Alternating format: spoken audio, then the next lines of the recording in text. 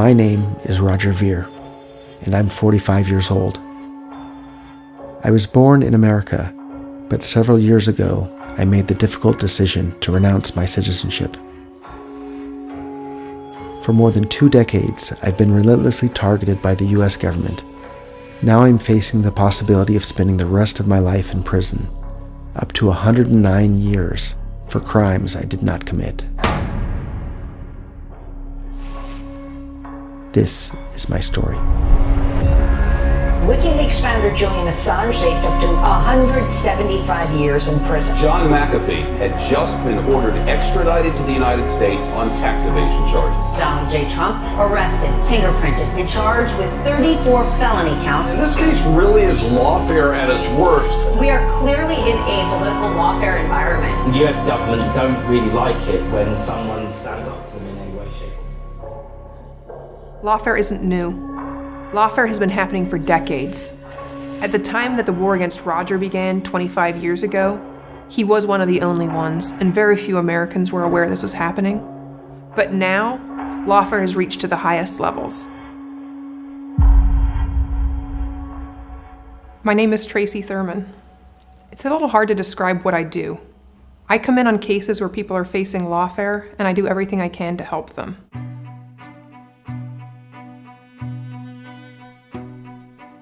I only take cases I believe in, and I only take cases that I care about. Roger's case is one of those. You grew up in Silicon Valley. What was that like? And what was your family like? And I'll wish whoever does the editing good luck with chopping all this together as well. Pieces at a time. So I grew up in Silicon Valley, and as a teenager I ran one of the most popular BBSs, that stands for Bulletin Board System, which was kind of the internet before the internet. And so I ran that out of my bedroom, and one summer, I think maybe between 7th and 8th grade, my mother told me I wasn't allowed to play any more video games, and I had to go do something else. And so I went and looked on the bookshelf, and I saw a book called Socialism by a man named Ludwig von Mises.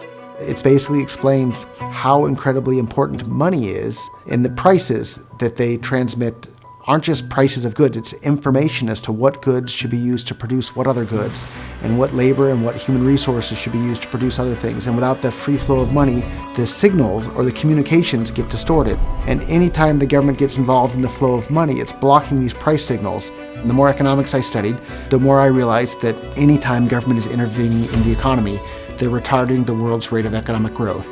Welcome to the Libertarian Party's 2000 presidential debate.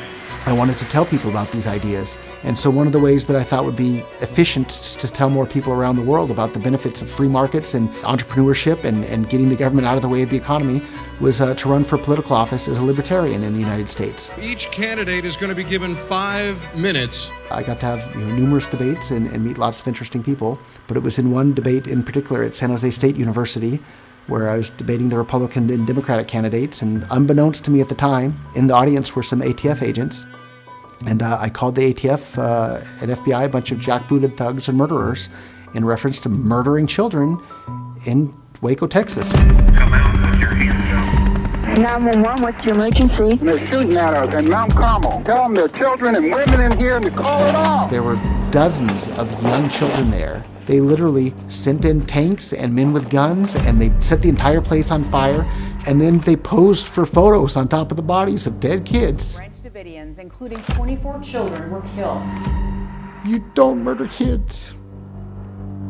And when Bitcoin came along, it was clear to me that that was the kryptonite to government's ability to wage wars and to control people and to interfere in the economy. And there was nothing that was going to stop me from telling people about how important this was. For Roger, that was the beginning of asking very serious questions about the US government. And honestly, it was the beginning of the persecution against him.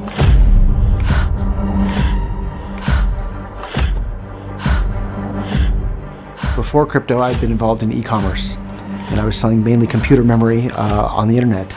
And I was also selling a product called a Pest Control Report 2000, which was basically a firecracker that farmers would use to scare birds away out of their cornfield. And I was selling these on eBay, back when eBay had a guns and ammo section, and there were dozens, if not hundreds, of other people selling that exact same product on eBay. I wound up being the only person ever in the entire history of the world to be charged criminally for selling those without a license. Can you imagine the U.S. government spend money and time to imprison Roger Ver over firecrackers. In a meeting between Roger, his attorney, the ATF agent, and the prosecutor, Roger's attorney was asking the prosecutor, look, wouldn't this be a case normally where you would just tell the guy to go to get a license? Maybe you'd fine him, but you wouldn't be seeking prison time. And at that point, the ATF agent pounds his fist on the table and says, but you didn't hear what he said about us. That clears up completely whether this was a politically motivated case or not. I literally became politically persecuted for saying things that I believe in my heart of hearts to be true. If you murder kids, you're a murderer. And so anyhow, I did my 10 months in federal prison. And so I wound up, waiting the 3 years of federal probation that I had. And literally on the very day I was allowed to leave, I left the United States, and I haven't lived there again since because they made me terrified to live there. I was born there. All my family's there. That's where I grew up. That's the place I love and will be near and dear to my heart forever. But these people just made it so frightening for me to be there because of the constant harassment over and over and over. All of our founding fathers gave up their citizenships because the country from which they came was no longer a place that they could call home. And when they did it, it was treason. Every single one of them knew if they were captured, that was the end, and the end would not be a pretty one. And yet they stood firm, they made that decision, and they acted out of bravery and principle. And Roger's a person who has done that too. Anytime people exposed information that their government wanted to be kept secret, those people were called traitors, and yet history views them as patriots and heroes. When they sent me to prison the first time, I'm a little bit embarrassed to say, but it worked in the sense that they got me to shut up and to be quiet. You can't put it in your wallet. Your computer makes it, and it trades like a stock. It's called Bitcoin. In 2011, when I heard about Bitcoin for the first time, I knew it was one of the most important inventions in the entire history of the world, and I went on to become the very first person in the world to start investing in the cryptocurrency and Bitcoin ecosystem and seeded basically the entire first generation of cryptocoin and Bitcoin businesses. Get involved right now today. Tell everybody you know about this wonderful, amazing thing that's about to change the lives of everybody on the entire planet called Bitcoin. He was the first American entrepreneur, maybe in the world, to really see the potential of cryptocurrency and Bitcoin. I knew it when I began promoting Bitcoin that this is something so powerful to the existing power structures that they'll do whatever they can to stop it or shut it down. A brilliant innovator and a great humanitarian who cares about one thing more than anything else, and that is the topic of human freedom. I couldn't be quiet any longer. I had to speak out, and that's what I did, and it was the right thing to do, and I don't regret it one bit. A digital currency in which transactions can be performed without the need for a central bank. Woody, what is a Bitcoin? Bitches in the future? This is Wheel of Fortune, Joe! Bitcoin is the future. This is the first time in the entire history of the world in which anybody on the planet with the internet can send or receive money with anyone else anywhere, and there's absolutely no way that anybody can interfere with that in any way.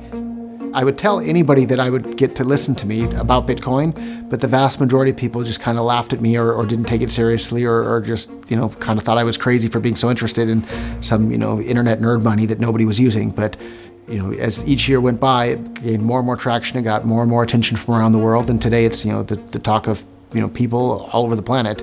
This is historic for the crypto space. The Bitcoin rocket ship keeps climbing. Bitcoin trounced the 100,000. It might go to 150K. You actually know this guy, Roger, is it Ver? Roger Ver. He's earned the nickname Bitcoin Jesus. Who is known as Bitcoin Jesus. Bitcoin Jesus himself. Because he has proselytized. He's been very supportive of Bitcoin. Bitcoin Jesus. Or Roger Ver is fine. Yeah, I would prefer that was not my nickname. Eventually he was murdered by the government of his day.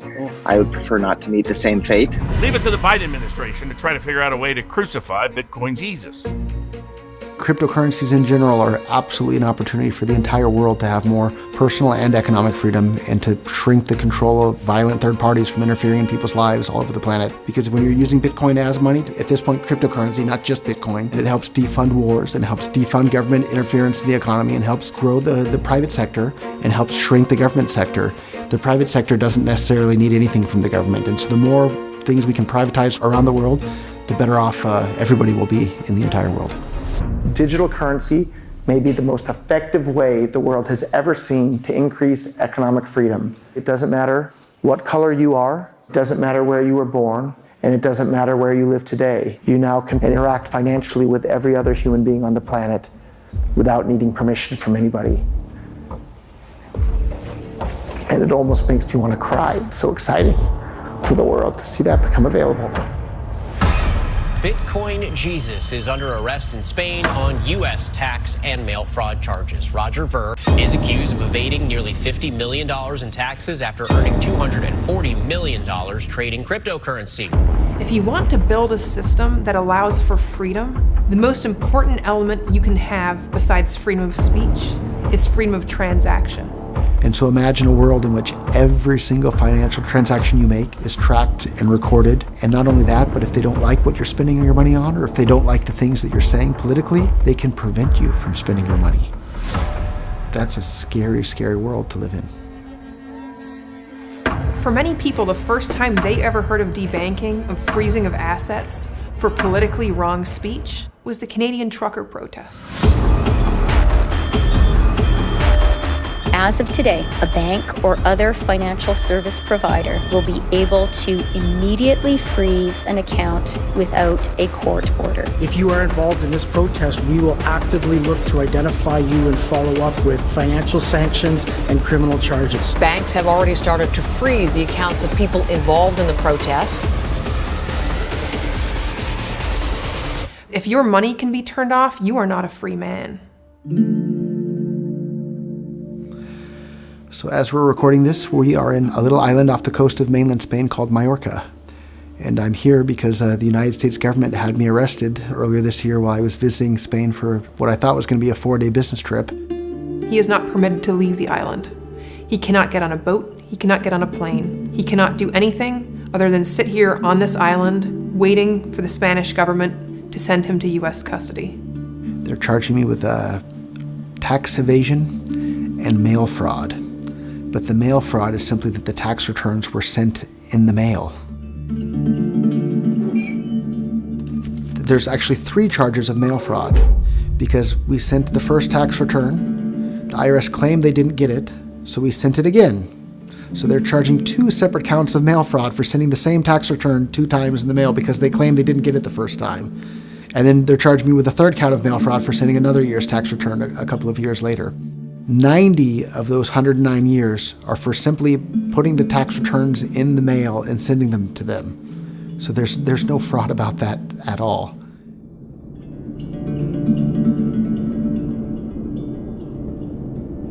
So as I was pulling up to my house this morning after running some errands, the Spanish SWAT team had the street basically blocked off, and it really spooked me. But either they weren't looking for me or somehow I got away. But we're going to drive by again and see if they're still there. Well, they're gone now. They were all right here.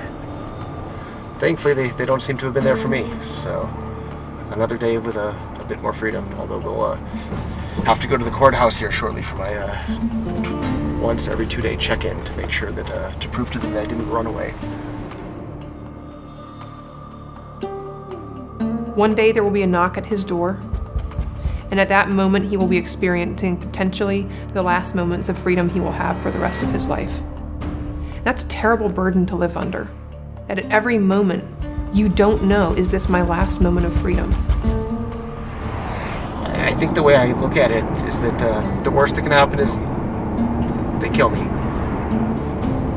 Then it's no longer my problem, right? So, of course, I'll put this on the record. I am in no way, shape, or form suicidal in any way, and I would never, ever do anything like suicide by cop or anything like that ever. So if I wind up dead by any sort of mysterious circumstances, 1,000% sure I did not take my own life in any way, shape, or form. I would absolutely never do that, ever. John McAfee found dead today in a prison cell in Spain. The founder of the antivirus software that bears his name had just been ordered extradited to the United States on tax evasion charges. After failing to report income made from promoting cryptocurrencies. And the widow of technology entrepreneur John McAfee says she does not accept claims that her late husband died by suicide. Janice McAfee said in a Twitter post on Sunday, quote, "The U.S. authorities are determined to have John die in prison to make an example of him for speaking out against the corruption within their government agencies." Claiming the U.S. government wanted to silence him over challenges to the dollar as the world's reserve currency. In April of 2024, Roger came to Spain for what he thought would be 4 days for a conference. Instead, he's been here ever since. He was arrested and thrown into the same prison where John McAfee died. He was in that prison for 3.5 weeks until he was granted bail against the wishes of the United States. And then when he was granted bail, he was sent to the island of Majorca. Every 2 days, he has to go to the court and check in to prove that he is still here. He's waiting to know, will he be back in the US as a free man? Or will he be back in the US in shackles? At the time I renounced my U.S. citizenship and expatriated, there were absolutely no rules or guidance whatsoever from the IRS as to how to pay taxes on Bitcoin. But I told my professionals and my attorneys and tax accountants that I knew I was a target for government persecution and that we had to make sure everything was done perfect. He says to his attorneys, I know the IRS is likely to audit me. I need this to be done perfectly. I need every T crossed, I need every I dotted. I had my accountants, I had the tax attorneys, and then I hired additional former federal prosecutors to check all the work down. So I had like 3 separate layers of people checking people's work all the way down to make sure everything was perfect in regards to that.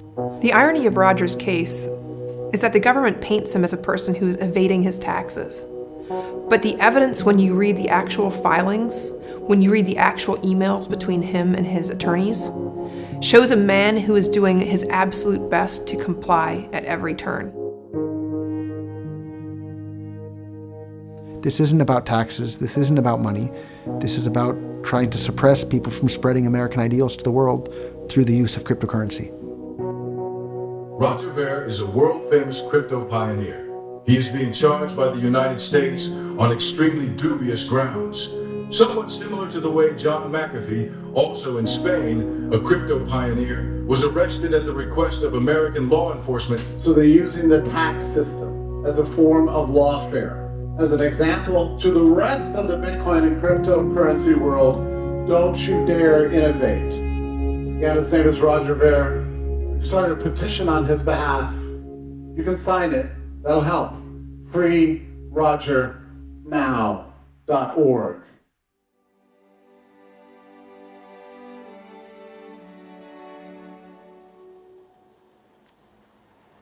I haven't been able to see my mom and dad for coming up on a decade because of this. And every day I wonder if I'm ever going to get to see them again before the day they die or before the day I die. One of the things that I want most in life is to spend time with I haven't seen my parents for a long, long time. The framers of our country were wise men. Men who understood that throughout human history, power tends to corrupt, and it tends to corrupt absolutely.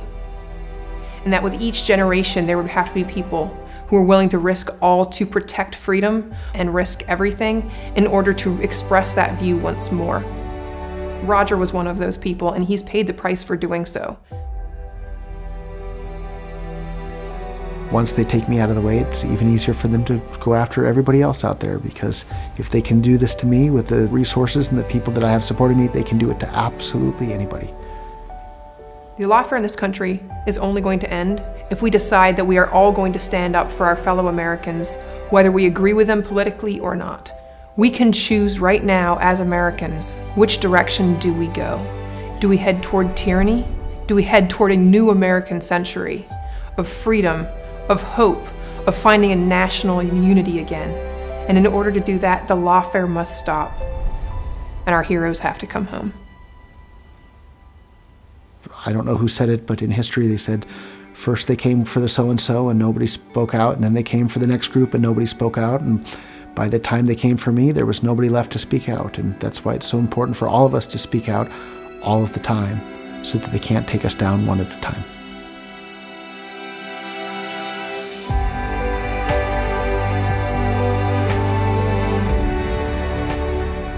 It was Ronald Reagan who said, "Freedom is never more than one generation away from extinction." We didn't pass it to our children in the bloodstream. It must be fought for, protected, and handed on for them to do the same. My name is Roger Ver. This is my story. I hope to God it never becomes yours.